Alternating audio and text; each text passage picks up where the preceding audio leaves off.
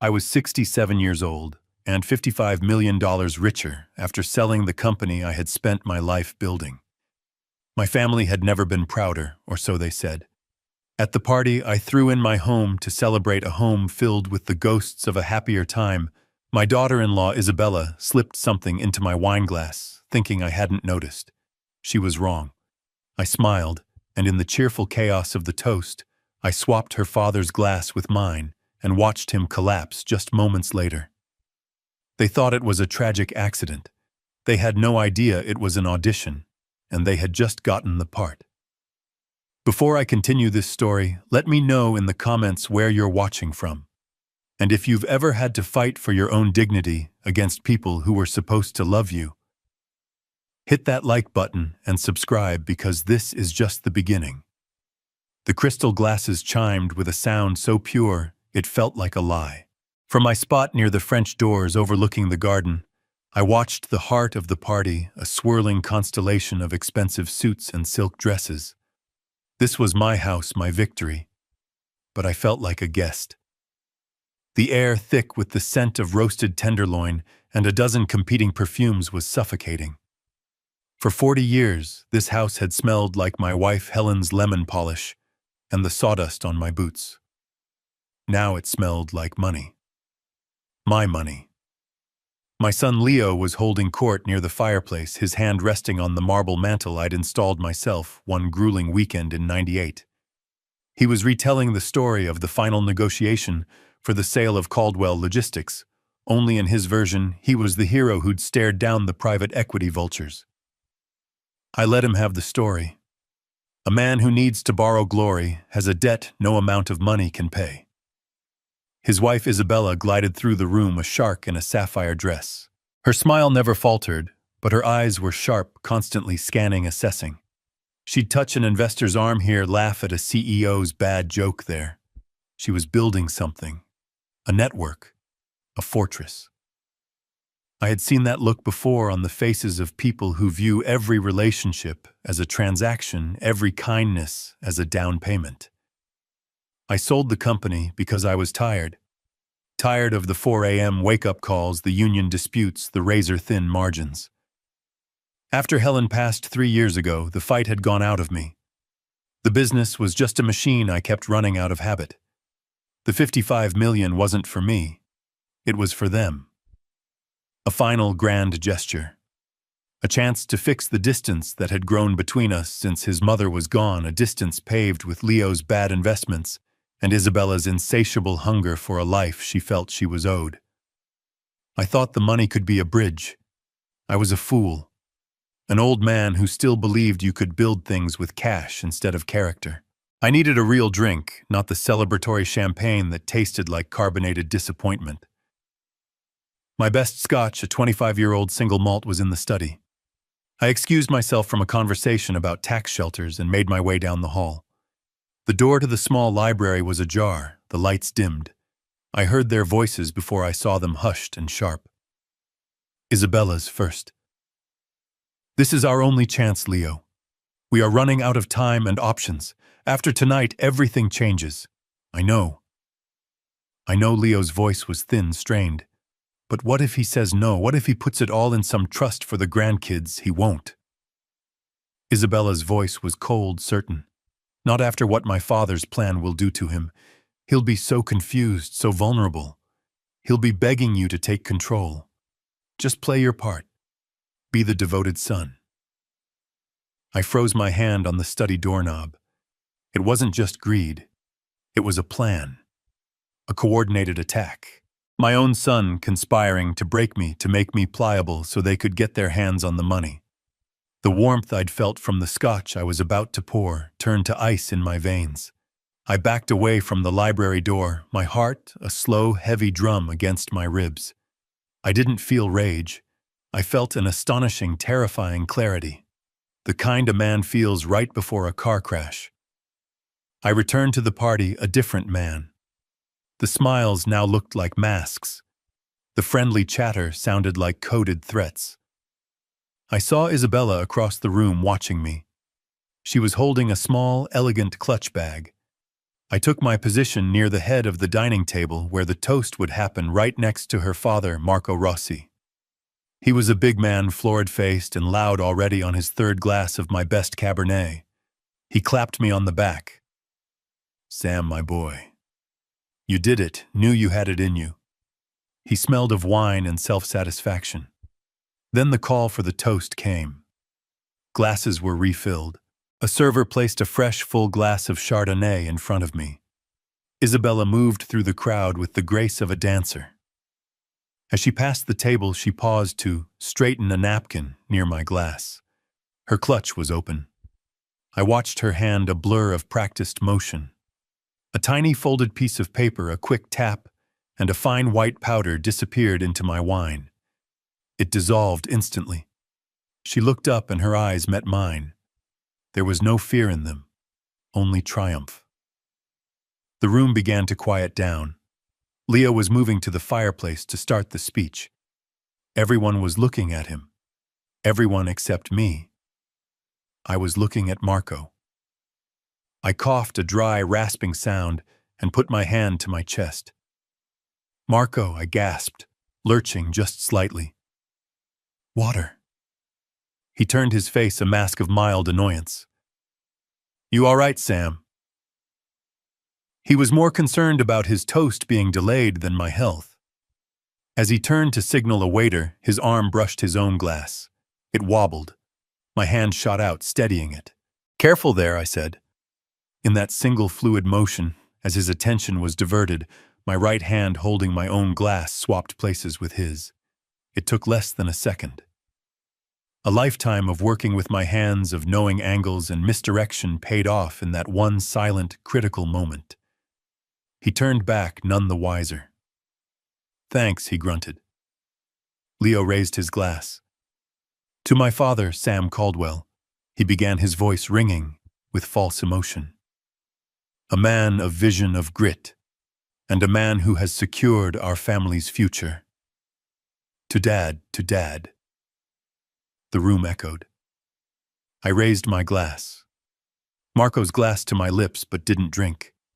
I watched over the rim as Marco, beaming with pride for his daughter's successful maneuvering, took a deep, satisfying swallow of his wine. Isabella was watching me, her smile a razor blade. It took about 2 minutes. Marco was in the middle of a loud, bragging story when his words began to slur.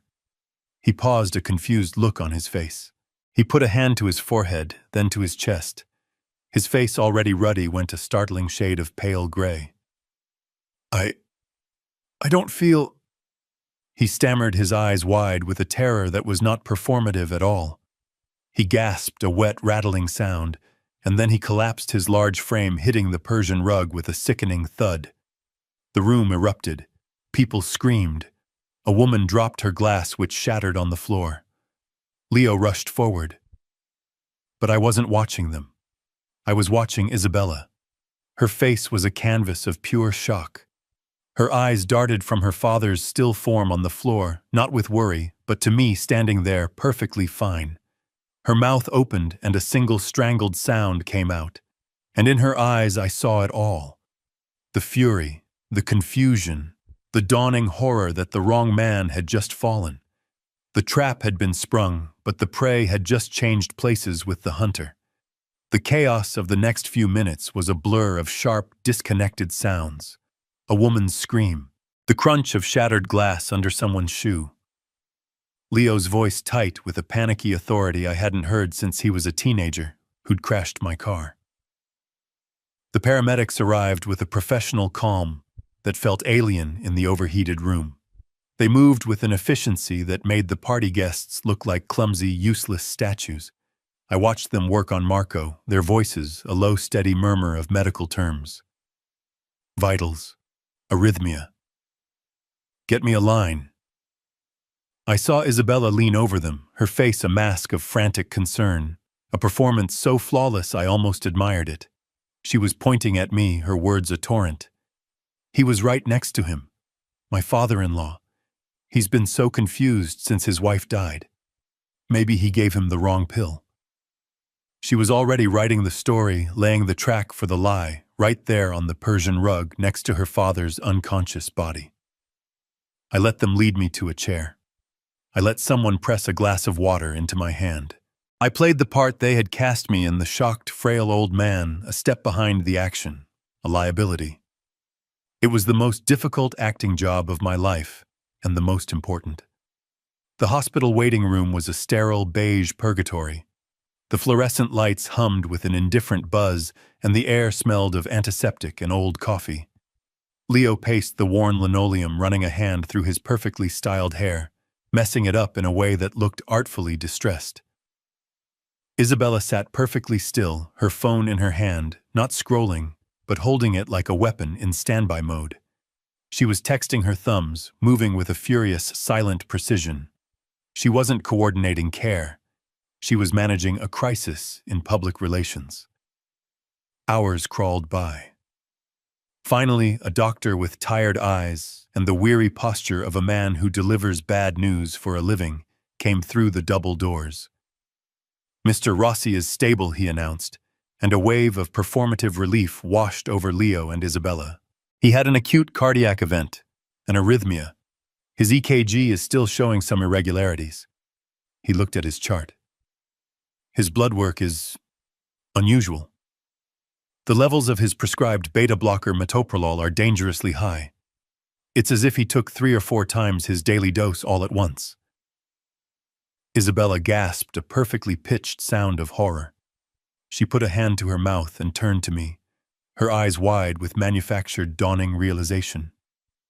"Oh my God," she whispered, her voice trembling just enough. "Sam, Dad, you sometimes help Marco with his morning pills when he stays over, don't you? You lay them out for him on the counter." It was a masterstroke of cruelty, an accusation wrapped in a blanket of loving concern. She wasn't asking a question. She was planting a flag. The doctor's gaze shifted to me, a new professional suspicion hardening his features. Leo stopped pacing and stared at me, his face a mess of confusion and dawning horror. I looked at my hands, letting them tremble just a little. I let my voice come out weak, fragmented. I don't know," I said, looking up at them with what I hoped passed for a bewildered helplessness. "I might have. I get his pillbox out for him sometimes.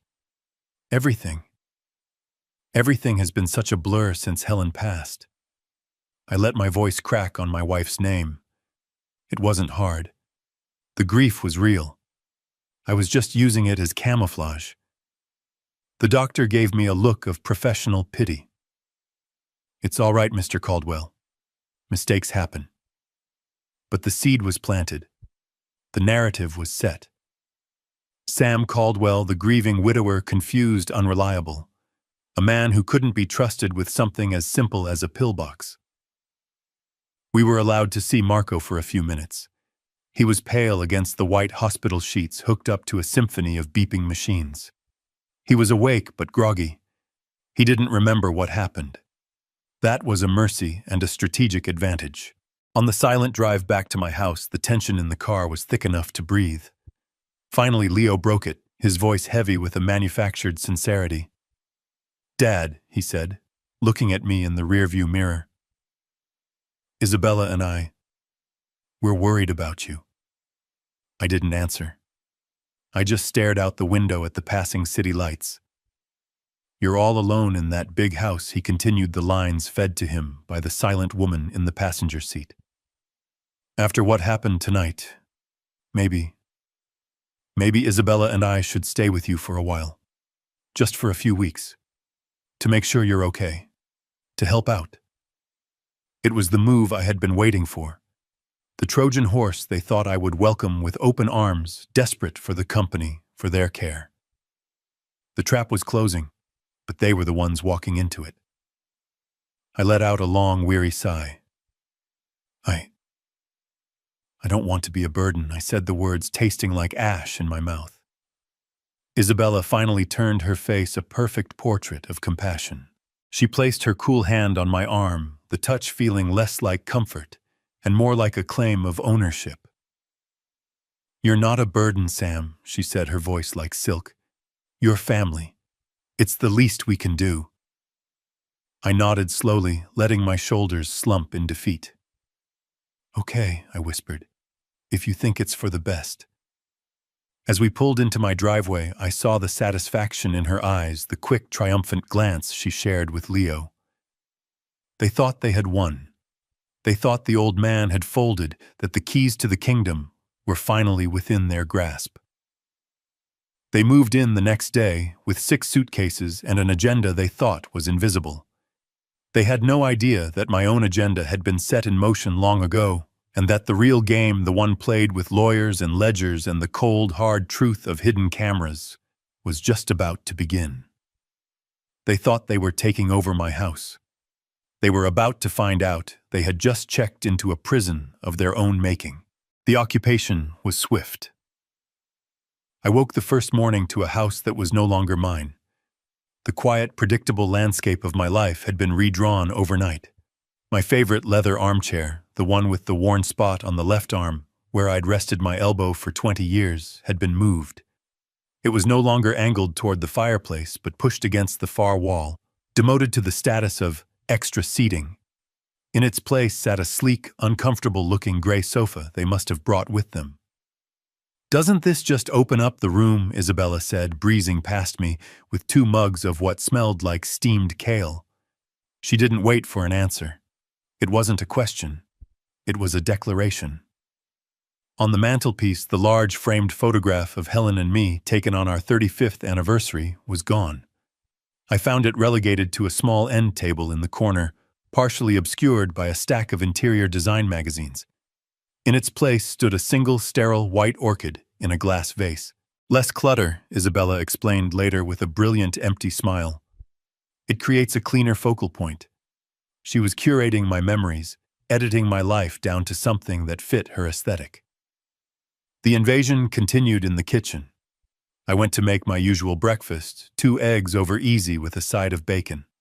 Isabella intercepted me at the refrigerator. "Oh no, Sam." Not that she said, her voice dripping with the kind of sweet concern that feels like a threat. She pulled a carton of eggs from my hand. "Far too much cholesterol. I made you some steel-cut oats with flaxseed. It's much better for your heart." Before I could protest, she was throwing my bacon, my eggs, my butter into the trash. "Most of this was expired anyway," she announced to the room. "It's a good thing we're here to keep an eye on things." My phone calls became her property. The old landline, which I kept mostly for my friends from the fishing club, would ring and she would answer it before I could move. "Oh, I'm so sorry, he's resting right now," she'd coo into the receiver. "I'll be sure to tell him you called." She never did. My old friend Bill called 3 times that first week. I didn't find out until he drove over. Himself worried only to be met at the door by Isabella, who explained with that same silken voice that I was easily overwhelmed these days, and they were managing my social calendar to ensure I got enough rest. It was a slow, methodical isolation, all done under the guise of care. Leo was her willing accomplice. He'd watch her rearrange my life, his face a mixture of guilt and relief. He was a man who had never wanted to be in charge, and he was grateful that his wife was so willing to take the wheel even if it meant driving over his own father. Then came the paperwork. It started on the 3rd day. Isabella found me in the sunroom reading the morning paper. She approached with a smile and a clipboard. "Sam, just a little thing to make our lives easier," she said, her voice bright. "This is just a mail forwarding authorization. It lets the post office send your important bills directly to my P.O. box. That way I can handle paying them for you, and you won't have to worry about a thing." I looked at the form. It seemed simple enough, but it was a transfer of control, a small surrender. I squinted at the fine print. "Oh dear," I said, patting my pockets. "I seem to have misplaced my reading glasses. They're not in my shirt." It was a lie, of course. They were in my jacket, hanging in the closet. "I'll have to look for them later." She accepted it with a tight smile. "Of course.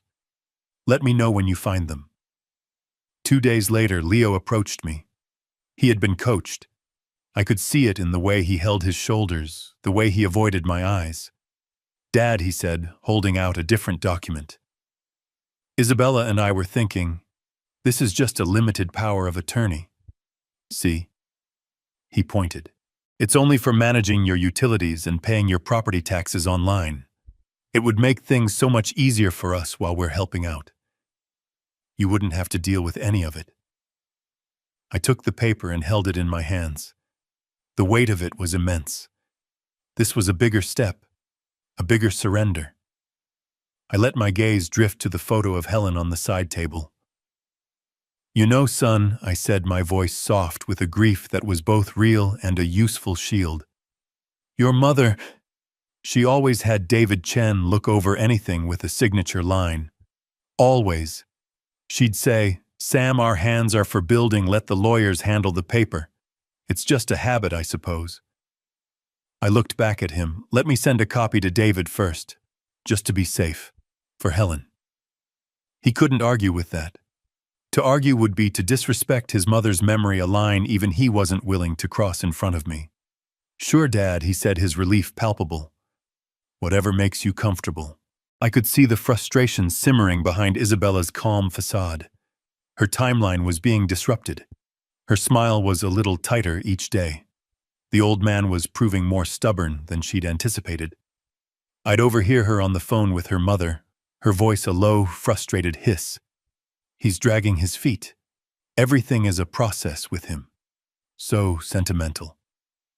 I continued my performance. The slightly forgetful, slightly frail man leaning on the memory of his wife. Every time she presented a new form, a medical release, a bank account authorization, I had a new excuse. My hand is too stiff to sign today. David is on vacation this week. I need to find the old files to compare. Each delay was a small victory, a quiet act of defiance. They thought they were managing me. But I was managing them, letting them reveal their intentions, their impatience, their greed.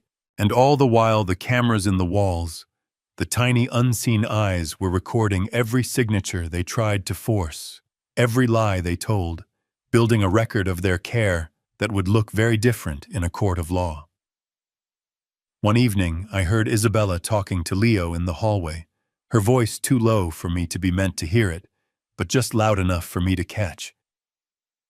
He's being deliberately difficult, she seethed. If he won't sign Leo, we'll have to find another way to prove he needs our help. The threat hung in the air, a promise of the next front in their quiet war. And I knew with a cold certainty that the game was about to escalate. On Thursday morning, Isabella was in rare form, a symphony of performative care. She had laid out my clothes for me, a pair of pleated khaki pants I hadn't worn in a decade, and a polo shirt the color of a faded swimming pool. For your doctor's appointment, Sam, she announced, placing my pillbox next to my car keys on the hall table. Don't forget to have them give you a printout of your vitals. It's important we have a baseline. She wanted a paper trail of my decline. I smiled my weary, compliant smile and told her it was a good idea.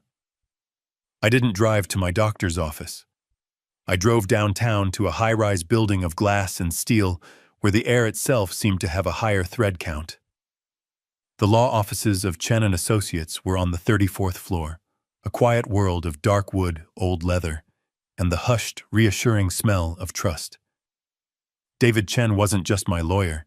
He was a friend I'd known since we were both young men trying to make a name for ourselves in a city that didn't give away anything for free. He stood when I walked in, his handshake firm, his eyes missing nothing. How's the occupation going, Sam? He asked, forgoing any small talk. She's redecorating, I said, sinking into the familiar leather of the client chair. And she thinks my reading glasses are on an extended vacation. A thin smile touched his lips. Let her keep looking. He turned to the large monitor on his desk and clicked a mouse. I reviewed the footage you uploaded this morning, from the party. The screen came to life. It was a high-definition video feed from a camera I'd had installed 2 months ago, perfectly disguised as a smoke detector above the dining room table.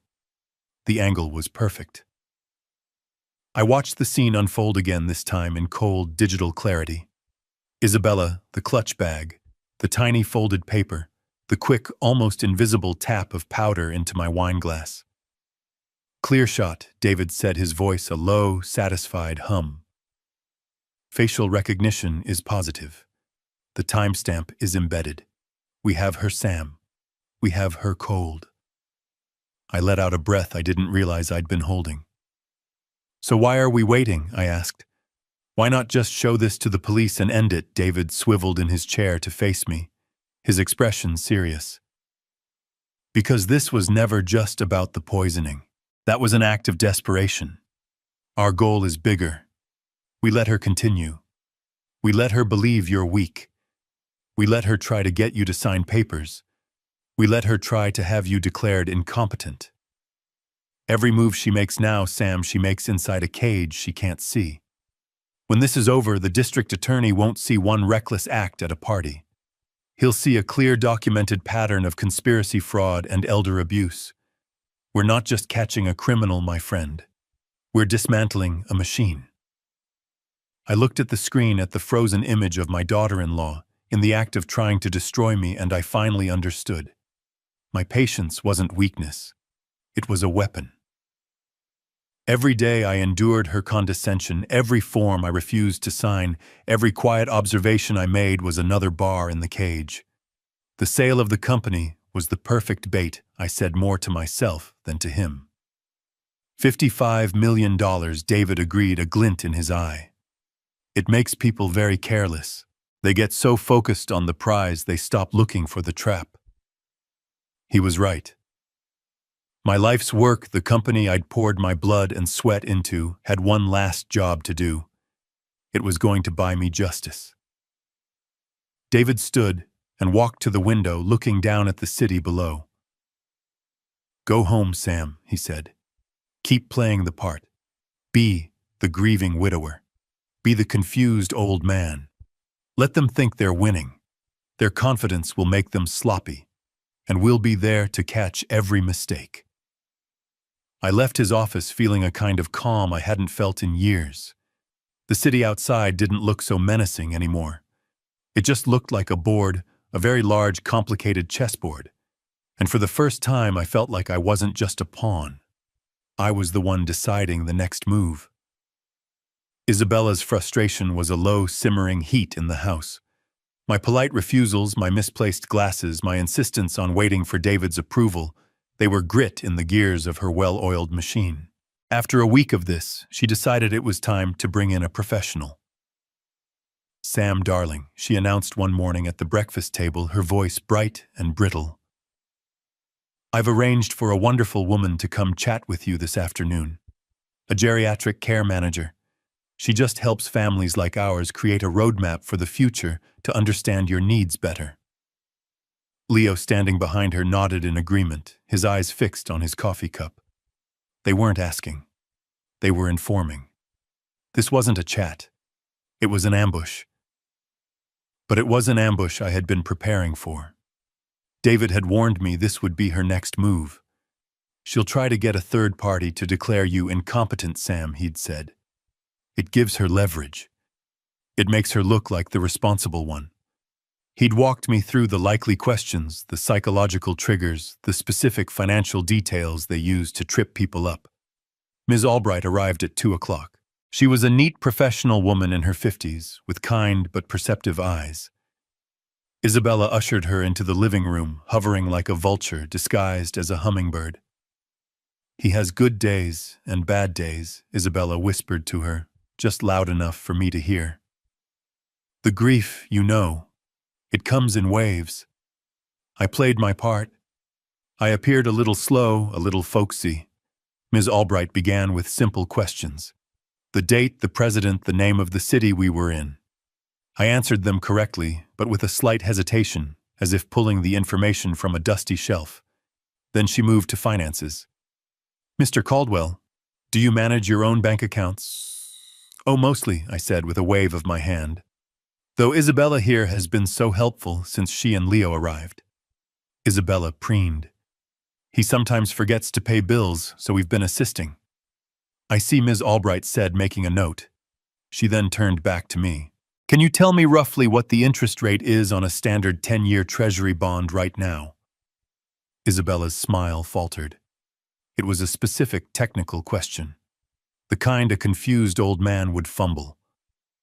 I looked at the ceiling for a moment, as if in thought. Well, I said slowly. As of yesterday's close, it was hovering around 4.12%. It's been volatile.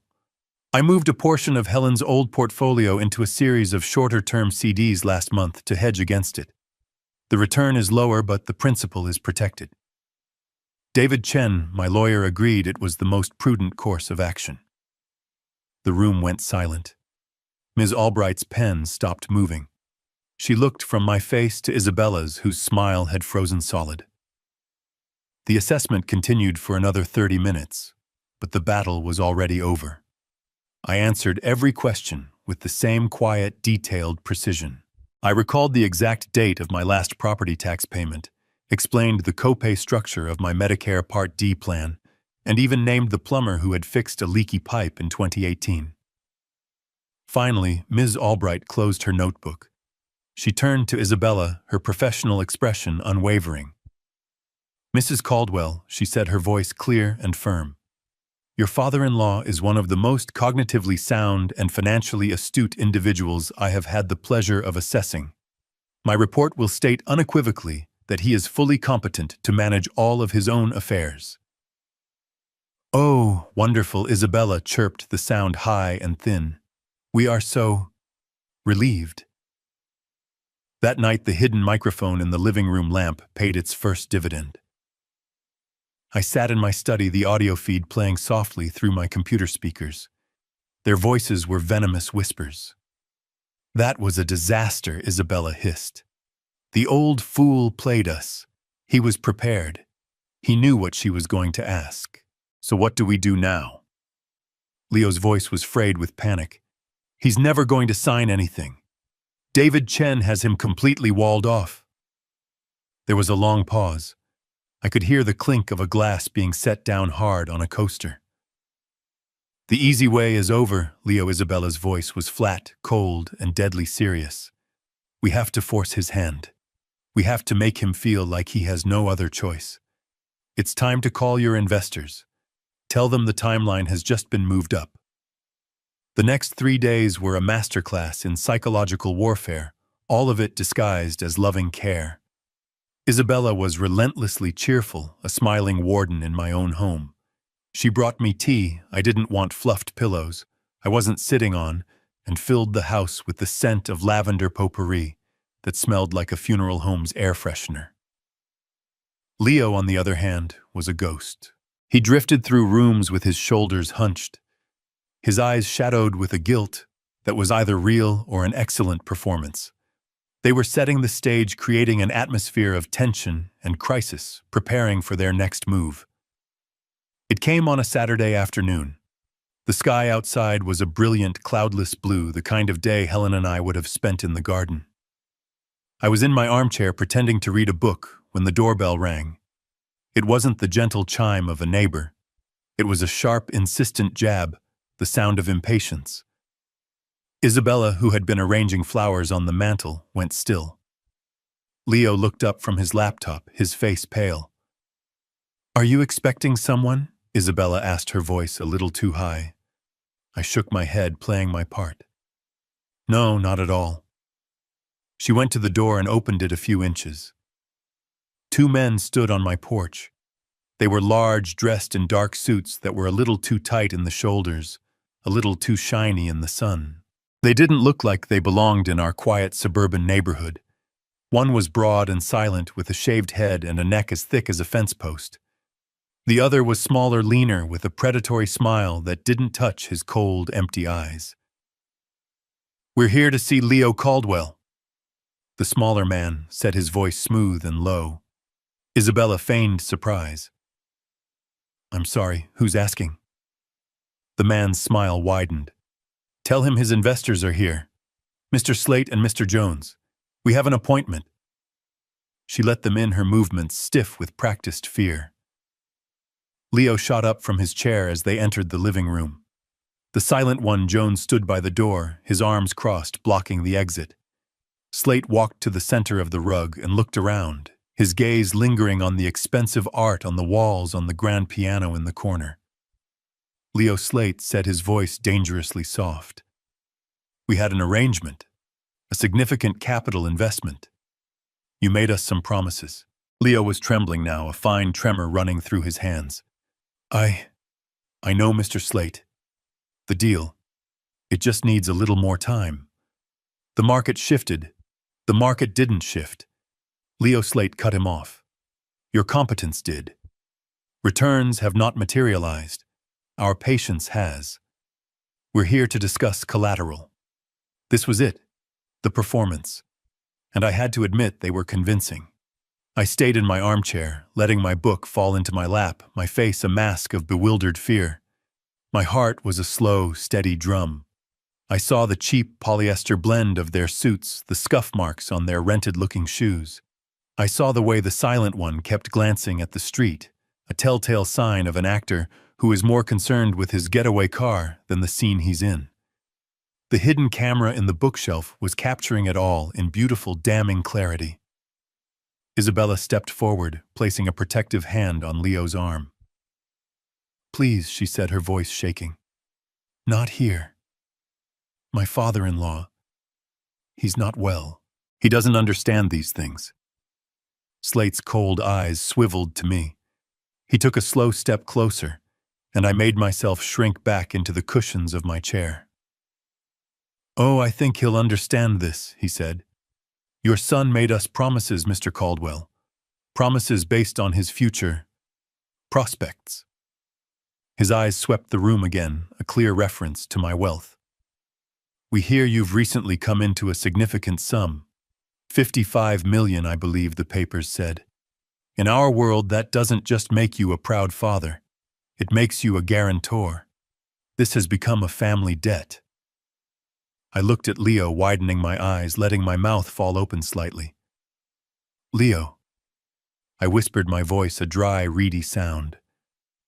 "What have you done?" He couldn't meet my eyes. He just stared at the floor.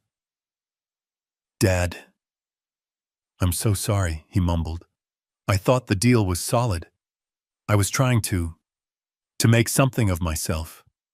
It was perfect. The broken son, the terrified wife, the menacing investors. All that was missing was the frail old man reaching for his checkbook to save the day. "We need a payment plan," Mr. Caldwell Slate said, his voice hardening. "A concrete one. By the end of the week. Or we begin the process of asset seizure. Your son here can sign over the necessary authority to his accounts." Or he paused, letting his gaze rest on me. "You can." He let the threat hang in the air for a long, heavy moment. Then he and his silent partner turned and walked out of the house as smoothly as they had entered. The moment the door clicked shut, Isabella rushed to my side, collapsing onto the ottoman at my feet. She took my hand, her own trembling for effect. "Sam. Oh, Sam, what are we going to do?" she cried, tears welling in her eyes. "You have to help him. You have to sign the papers and give Leo control. It's the only way to protect him." I looked down at her, at my son, who was still frozen by the fireplace, at the empty space where the cheap actors had stood, and I felt nothing but a cold, surgical calm. They thought they had me cornered. They thought they had finally found the key to unlock my fortune. They had no idea they had just handed me the final piece of evidence I needed to lock them away for good. The heavy front door clicked shut, sealing the threat sought inside but with us. The silence the two men left behind was louder than their words. It was a vacuum pulling all the air out of the room. Leo was the first to break. He sank onto the gray sofa, burying his face in his hands, his shoulders shaking. It was a convincing portrayal of a man shattered by his own mistakes. Isabella, however, moved with the sharp, focused energy of a field surgeon at a disaster site. She knelt before me, her carefully constructed mask of terror replaced by one of urgent, fierce sincerity. She gripped my hands, her fingers cold and strong.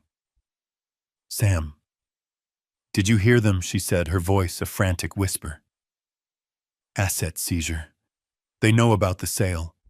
They will take everything. Everything you and Helen worked for. The house, the savings, all of it. They won't stop until they've picked us clean.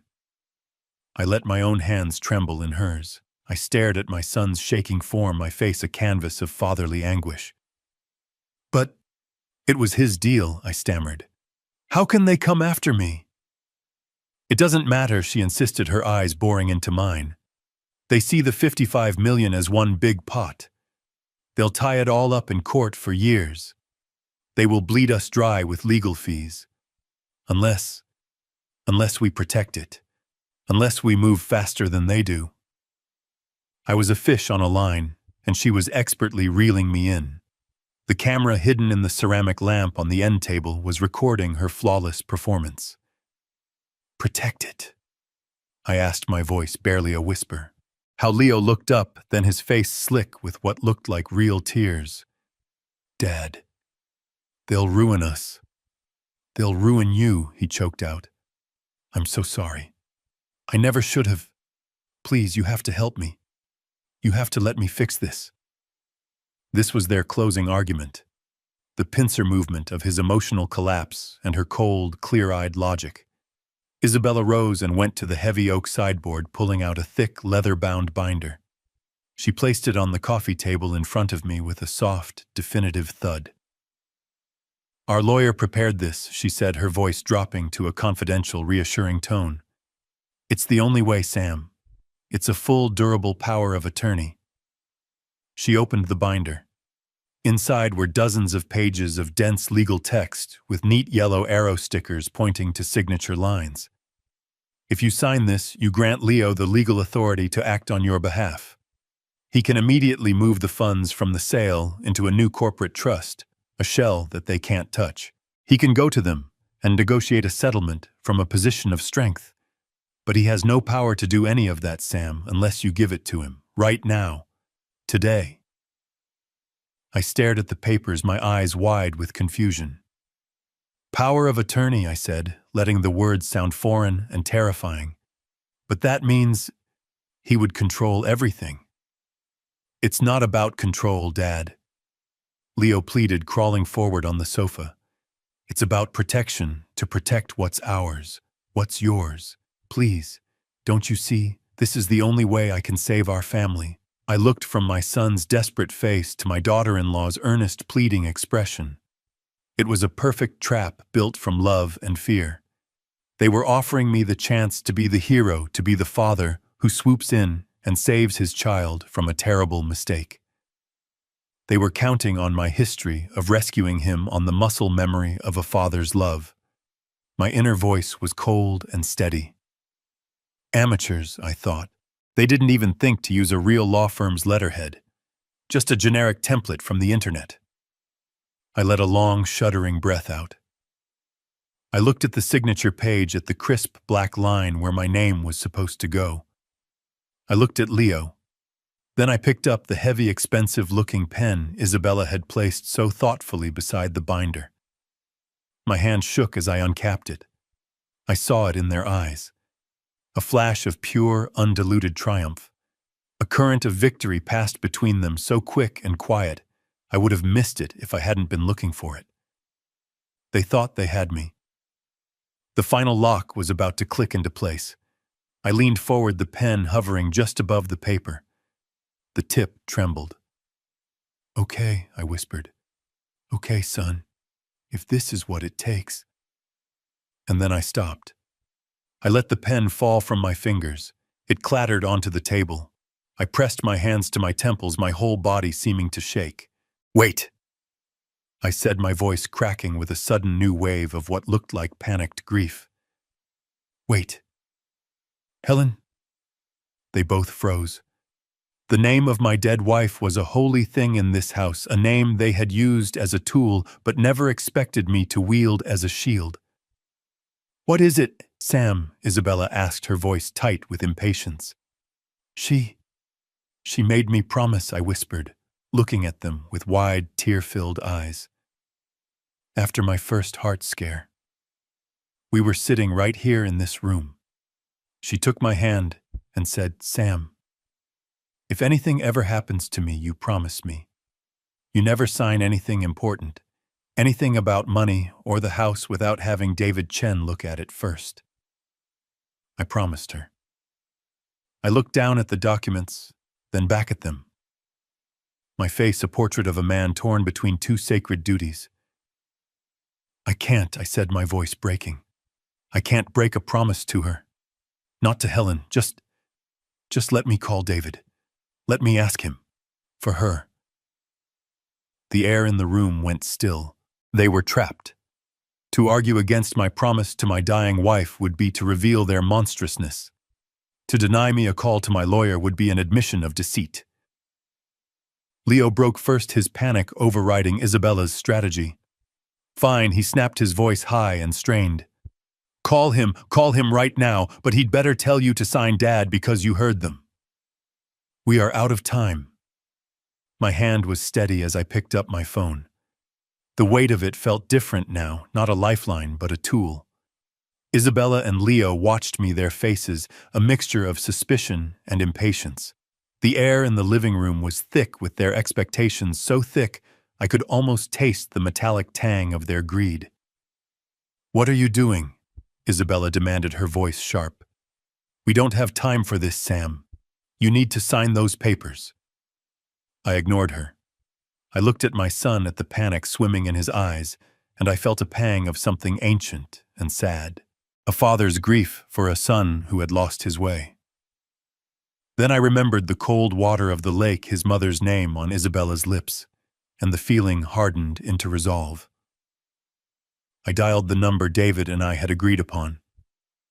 David. I said, my voice calm and clear.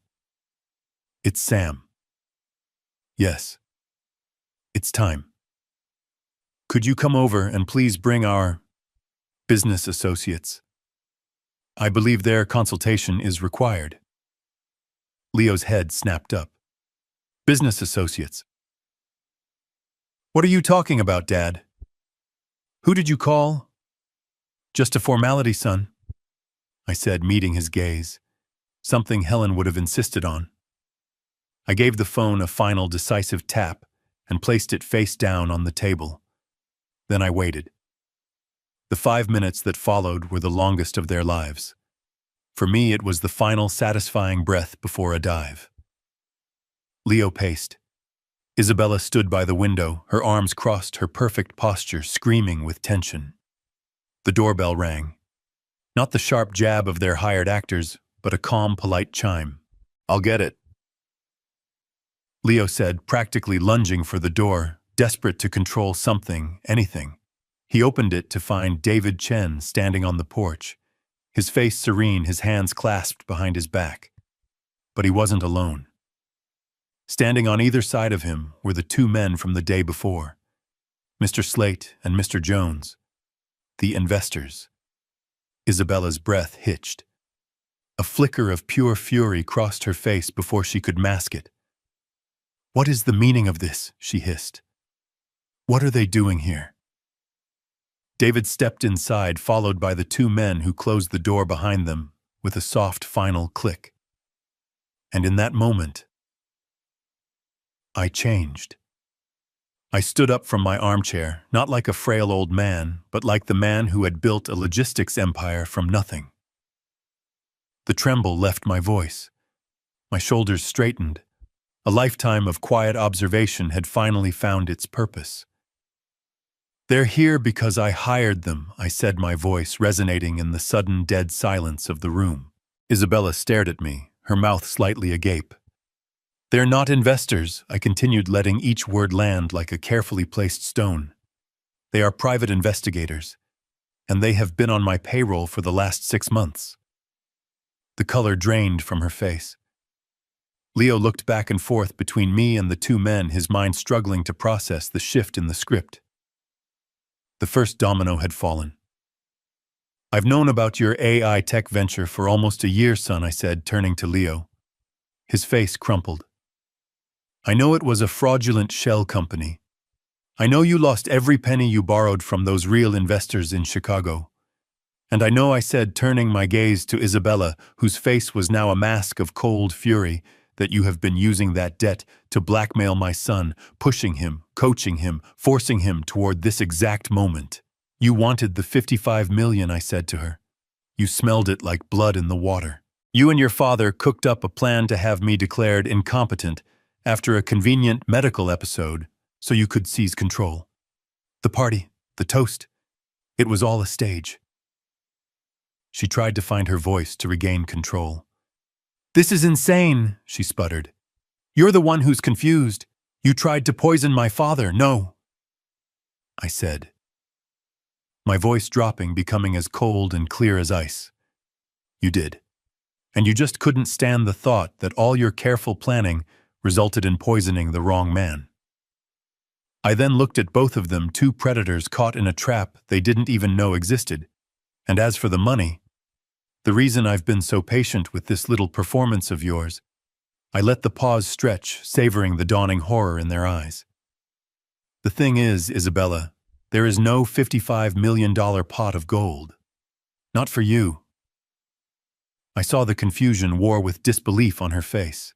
The moment the sale of Caldwell Logistics was finalized, I explained, gesturing toward my lawyer. David here executed my instructions. Every last cent minus a modest living stipend for myself was transferred into a series of irrevocable charitable trusts. They are named after my late wife, the Helen Caldwell Foundation for the Arts, the Helen Caldwell Children's Literacy Fund. I let the names settle in the air, a monument to a woman whose memory they had tried to weaponize. The money is untouchable. By you, by Leo, even by me. It will spend the next century funding scholarships and building libraries. There is nothing for you to steal. If I had struck her, the effect could not have been more profound. Her face, which had been a tightly controlled mask of elegance, simply collapsed. The confidence evaporated, replaced by a raw, primal rage. You're lying, she shrieked, her voice stripped of its silken polish. It's a trick, is it? I said softly. I picked up the small, discreet remote from the coffee table. I've made a few upgrades to the house recently. For security. I aimed it at the large, dark screen of the television mounted above the fireplace. Let's review the minutes from our last meeting, shall we? The screen flickered to life. The image was crystal clear, the audio sharp. It was the party, the sound of laughter, of clinking glasses. And then the camera's view zoomed slightly, focusing on the table, on my wine glass, on Isabella's hand as she moved past, her clutch open, on the tiny folded paper, on the fine white powder invisibly dissolving into the Chardonnay. The room was utterly silent save for the sounds from the television. Leo made a small strangled noise in his throat. I narrated over the silent footage, my voice devoid of emotion. Was this your father's plan, Sabla? Was this the part where I clutch my chest and collapse just like he did? The part where the grieving, confused old man suffers a medical episode, and his loving, responsible children have no choice but to take control of his affairs. I paused the video on a perfect, damning close-up of her triumphant smile just after the deed was done. The problem is, you poisoned the wrong glass, and you did it on camera. She stared at the screen, her face ashen. The trap was sprung. The cage was locked. There was no escape. Mr. Slate and Mr. Jones, my investigators, had been standing silently by the door. Now Slate spoke into the small microphone on his cuff. We're ready. As if on cue, the front door opened. The investigators stepped aside. 2 uniformed police officers from the local precinct stood on the threshold, their faces grim and professional. The theater was over. Reality had arrived. One of the officers stepped forward, his eyes fixed on my daughter-in-law. Her name, when he said it, sounded like a final judgment. Isabella Caldwell. You are under arrest for the attempted murder of Samuel Caldwell. The click of the handcuffs as they closed around her wrists was the only sound in the room. It was a small, metallic sound, the sound of a story ending, the sound of a debt being paid in full. The click of the handcuffs was a small, dry sound in the suddenly cavernous living room. It was the sound of a period at the end of a very long, very ugly sentence. Isabella went rigid. For a single breathless moment, she simply stared at the officer, as if he were speaking a language she refused to understand. The shock on her face was absolute, a perfect porcelain mask, cracking in real time. Then the fury came. "Get your hands off me," she snarled, her voice a low, venomous thing I'd never heard before. "You have no idea who you're dealing with, Leo." She twisted her eyes, locking on her husband, the command sharp and reflexive. "Leo, do something." But Leo wasn't doing anything. He was staring at the television screen where the paused image of his wife poisoning my drink was still displayed like a grotesque family portrait. His face was slack, his mouth slightly open. He looked like a man who had just walked through a door and found himself in a completely different country. He didn't even seem to hear her. The officers were professional, unmoved. They guided Isabella toward the door with a firm, practiced grip. She fought for a moment, a brief, undignified struggle that made the sapphire dress look cheap.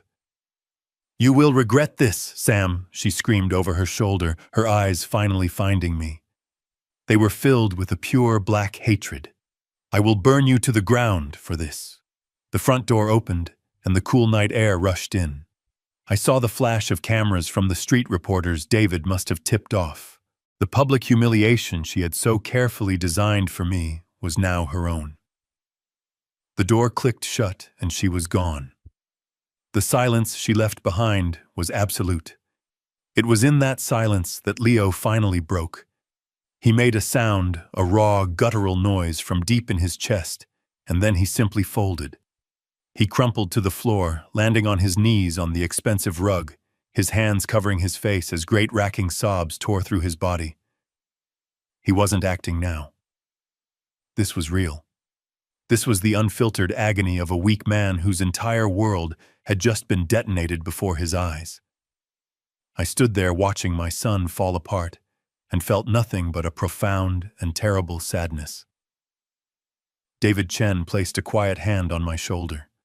His own phone had begun to buzz relentlessly, a low, angry vibration against the polished wood of the side table. He glanced at the screen. "It's starting," he said, his voice grim. "The wire services have the story. Your old board members are calling. The investors Leo scammed in Chicago. Their lawyers are calling." The shockwave was already expanding, a circle of consequence, spreading out from this room. One of my investigators, Slate, stepped forward. His demeanor was all business now, the cheap theatrics gone. "Sir," he said to me, "we have a team at the hospital ready to inform Mr. Rossi." I knotted my throat tight. Marco. A man of bluster and pride, a man who looked down on me. He was about to learn that his own daughter had not only tried to murder me, but had almost killed him by mistake. He wasn't a partner in her scheme. He was collateral damage. A pawn she had been willing to sacrifice. The call from the hospital came 20 minutes later. David took it, listening intently, his face grim. He hung up and turned to me. The investigator just spoke with him. They showed him a portion of the video. David paused, choosing his words carefully. "He's not taking it well. But he's talking. He's giving a full statement." David took a deep breath. "And Sam, there's more. Marco just confirmed it. Isabella came to him last month. She said she was researching dosage interactions for a friend with a heart condition. She asked for a few of his metoprolol pills. He thought she was being thoughtful. He gave them to her. The final nail. It wasn't just a random powder. It was premeditated, sourced from her own father, a final sickening act of betrayal that sealed her fate.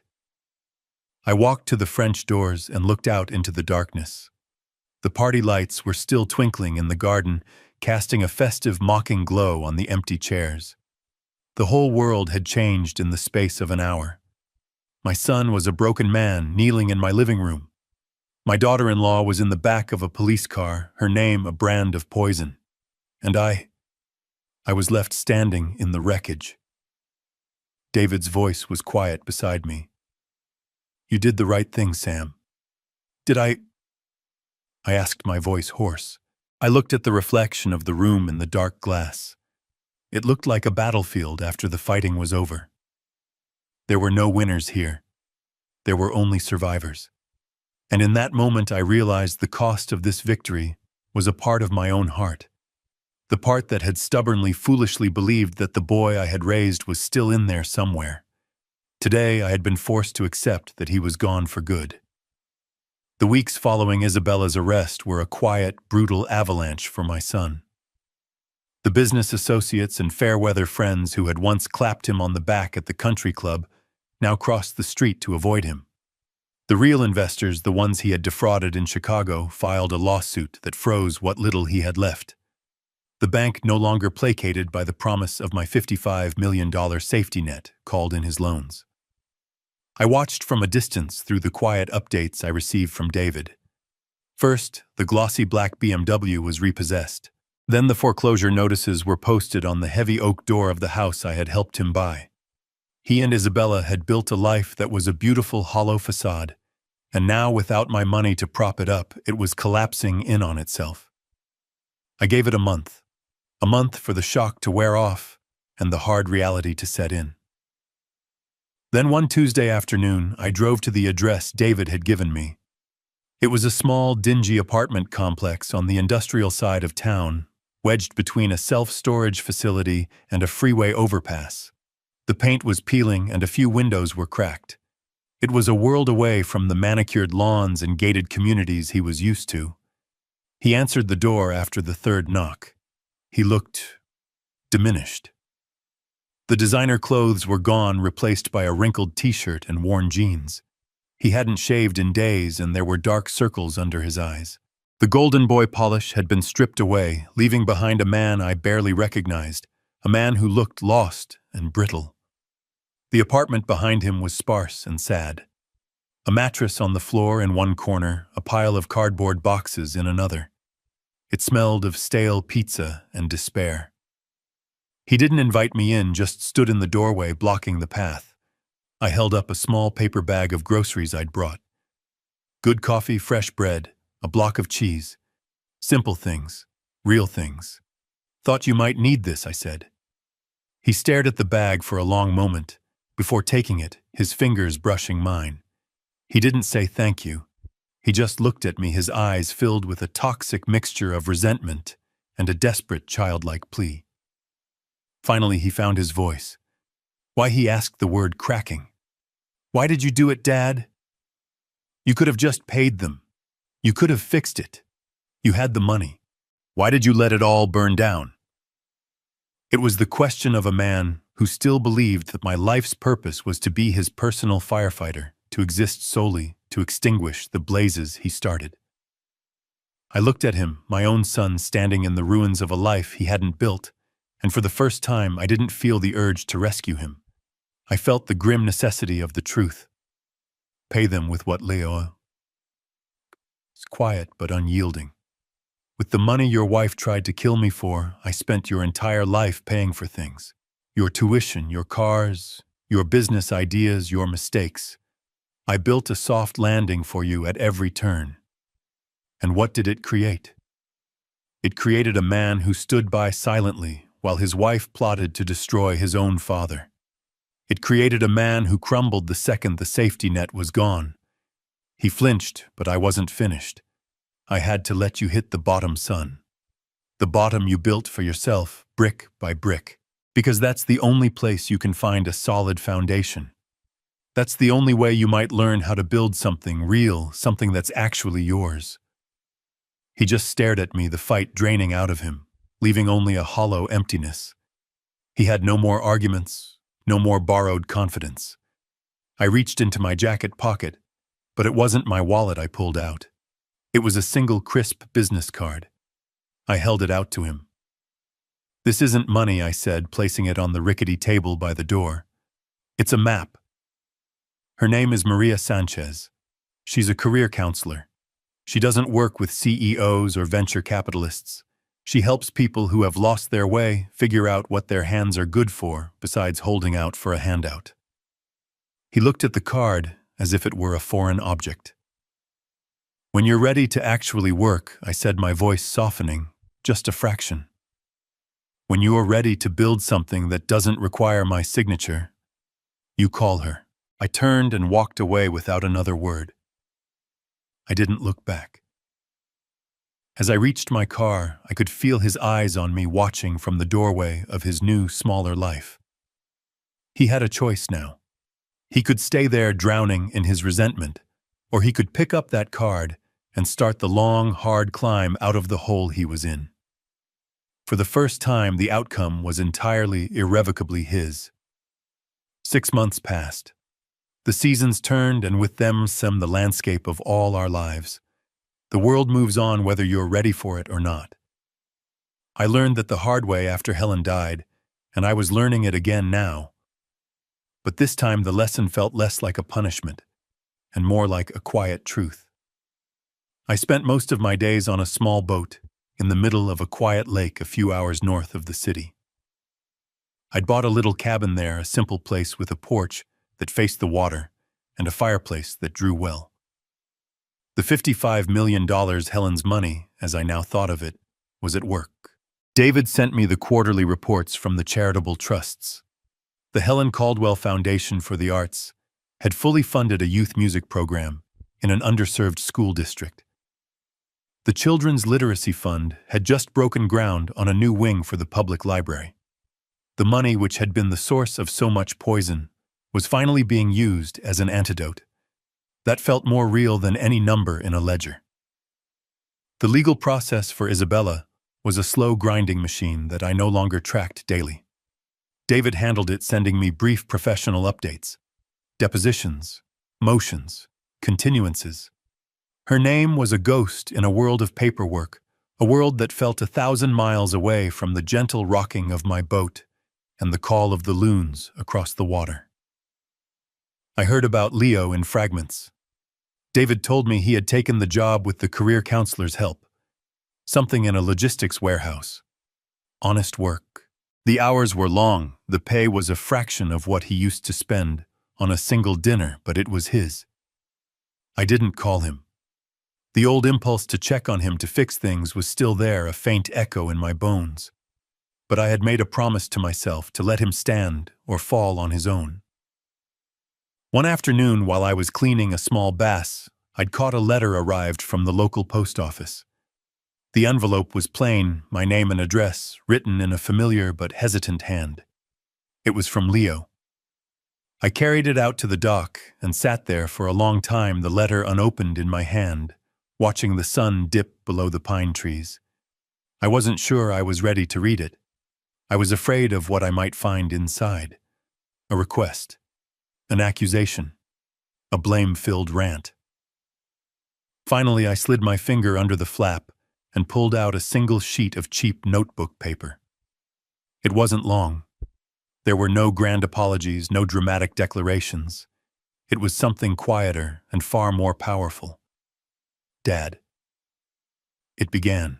The foreman at the warehouse says I'm learning. He says my hands are slow, but my back is strong. The pay isn't much, but it's enough.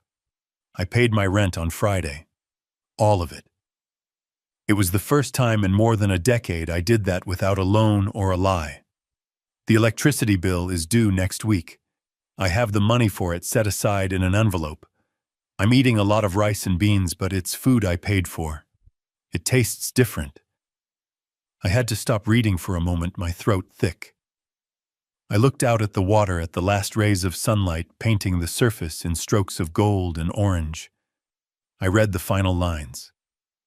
I know I have a long way to go. I know I can't undo what I did, what I let happen. I'm not asking for anything. I just wanted you to know that I'm trying. There was a postscript at the very bottom, a single sentence that hit me with the force of a physical blow. I hope that one day I can treat you to a meal. I folded the letter and slid it back into the envelope, my hands trembling slightly. I held it to my chest and leaned back against the warm wood of the dock. The tears I hadn't allowed myself to shed in months finally came, not tears of grief, but of a strange, painful, and profound release. And in that quiet moment, with the water lapping gently against the pilings and the first stars beginning to appear in the twilight sky, I understood. True wealth was never the $55 million. It was this: the quiet of an autumn evening, the freedom to protect what was right, the profound peace that comes from living a life of dignity. I had won. Not by destroying them, but by stripping away their illusions and forcing them finally after all these years to face the truth of who they really were. And in the process, in the long, painful silence, I had found my way back to myself. I picked up my fishing rod, reeled in the line, and felt the simple, satisfying weight of it in my hand. The war was over. It was time to just be a man on a boat, on a quiet lake, waiting to see what tomorrow's tide would bring. This story teaches that respect within a family must be earned, not assumed. True strength isn't about endless patience, but about setting firm boundaries. When kindness is treated as weakness, taking decisive action to protect your dignity is the only way to reclaim peace and teach necessary lessons. Share your thoughts on the father's final decision in the comments below. If you enjoyed this story of justice and reclaimed dignity, please like this video and subscribe to our channel for more.